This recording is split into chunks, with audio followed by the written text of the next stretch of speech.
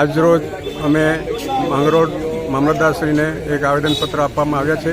બનાવની વિગત એવી છે કે મોજે ઈસનપુર તાલુકો માંગરોળ ખાતે ભૂપેન્દ્રભાઈ ચૌધરીના તેમણે એક આરટીઆઈ મારફતે માહિતી માગી હતી તલાટી કમ મંત્રીશ્રી અને સરપંચશ્રી પાસેથી.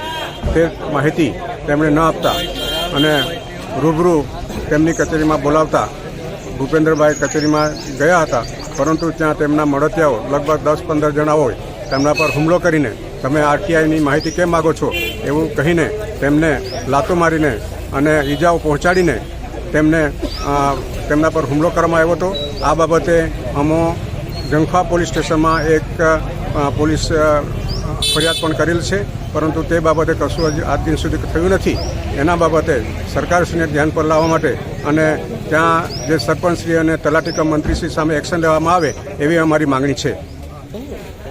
જે ભૂપેન્દ્રભાઈ સાથે જે ઘટના થઈ છે એમાં ભૂપેન્દ્રભાઈ જ્યારે માહિતી માંગવા ગયા હતા ગ્રામ પંચાયત ખાતે, ત્યારે ત્યાંના સરપંચ, તાલુકા પંચાયતના સભ્ય અને અન્ય ઈસમોએ એમના પર હુમલો કરી દીધો હતો.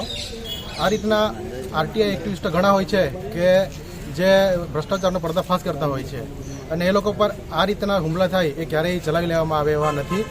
જો આના પર સખતથી સખત કાર્યવાહી નહીં થાય તો અમે આવનારા સમયમાં આંદોલન કરીશું.